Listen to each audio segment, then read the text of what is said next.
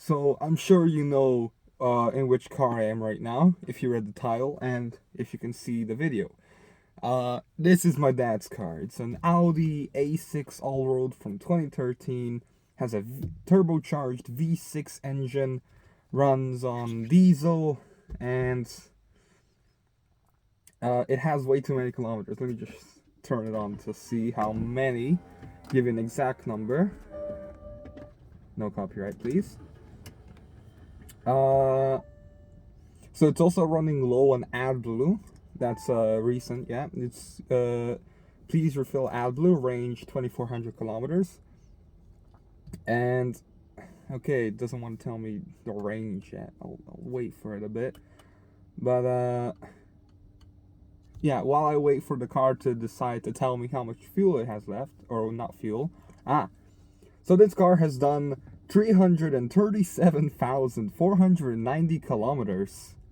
And yes, we bought this car used, 3 years old. We bought it in 2016. Well, my dad did from his workplace. Well, bought, still a work car. We use it because it's a great car. It has a suspension which makes it really comfortable. It's big as hell, except for the middle seat. It sucks. I hate the middle seat. I always try to get to the front seat or on the sides. The middle seat just sucks.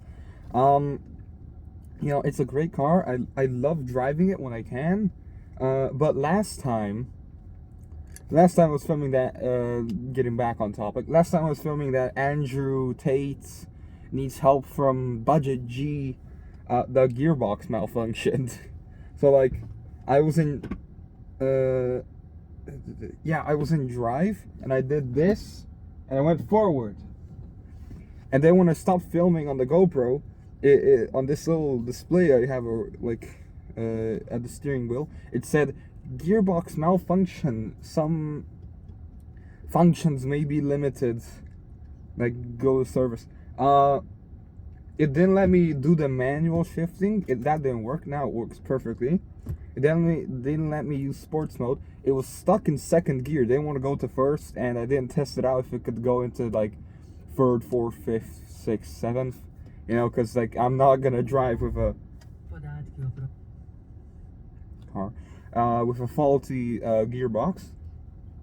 So I just parked it, put it in P, shut it off, and then I waited a couple of hours. I came back, boom, it worked just fine again. So that's not a good sign at all. And I can't really I can't really do much about it because I'm not really in charge of this car, if you know what I mean. I'm not the boss of this car, not one bit.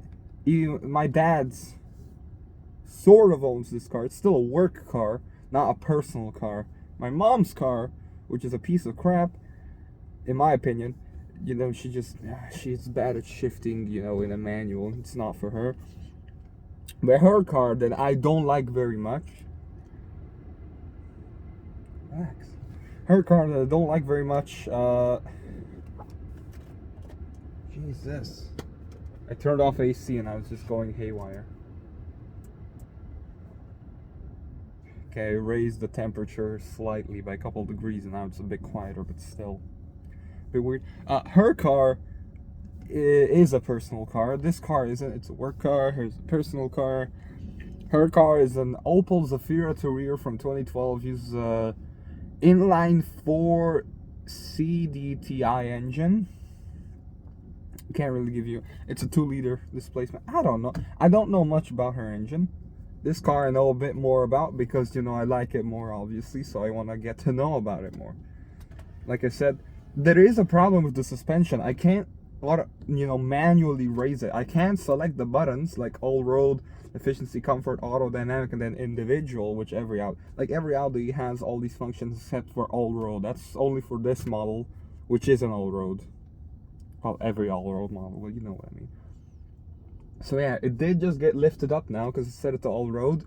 Comfort is like the sweet spot, the most comfortable. Dynamic tries to go as low as possible, which we've had problems with, like vehicle height too low. And all roads, there's no more, there's like a bar here before. there's like a white bar on the screen that's not there anymore, where you could like manually raise or lower the suspension. It's gone. It doesn't exist anymore. Like, I know it used to exist because I used to raise the vehicle when I shouldn't have. Sorry, Dad, Mom. It's like the highest possible height of this car was like you couldn't have it up when you were driving faster than 45 kilometers. At least I think, if I remember correctly. You know, because like every time my dad went faster than that, the vehicle just lowered itself to, you know, make sure it doesn't fall over or something, because it was pretty high up. Let's put it back to individual. How do we have individual set? Let me tell you about that. Engine, gearbox, comfort, so it doesn't, you know, just be loud and obnoxious.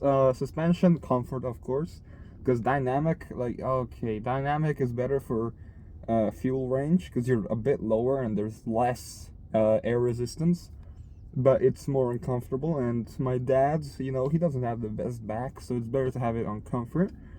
Steering is dynamic because it gives you better feedback on the road. Belt tension are also dynamic because it grabs you sooner. It grabs way more quickly than comfort. But comfort is, you know, more comfortable. But dynamic is, you know, safer if you think about it.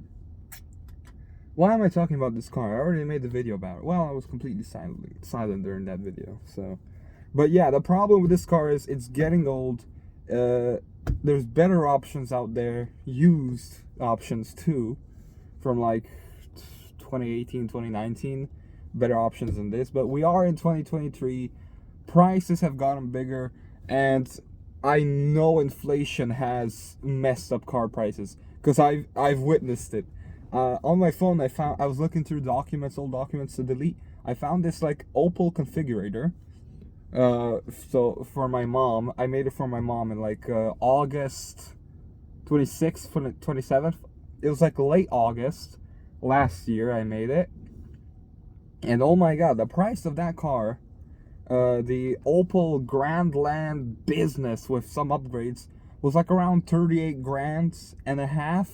It was under 40 grand, but I made the same configuration with a slightly cheaper engine. So not only did I do everything the same, I even picked out a petrol engine that is cheaper, and it was still more expensive. It was cheaper by like $1,000 cheaper, right?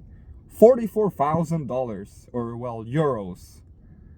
So $6,000 more. So that's why I want used cars to be like more easily accessible by big brands, but that can also be problematic, you know, if they purposely hike up the prices. So what alternatives do we have to this car? Well, my dad wants a hybrid, my mom wants an electric. Electric cars are expensive. I would know. I went to a Volkswagen dealership in a mall nearby, Alea, and yeah, it was expensive. Oh my god. So this minivan that's electric from Volkswagen was $70,000. Oh, yoy. This car has like not more features, but like I'd say more practical in a sense. Like this car could defeat that car's, you know, yeah, in value. This car could be more useful, because this car's original price in 2013 was around 70 to 80 grand. And it's got some like upgrades, but not all of them, because I can tell some of the buttons are blanked out. So this car can defeat that car in some ways. And this car today is very cheap.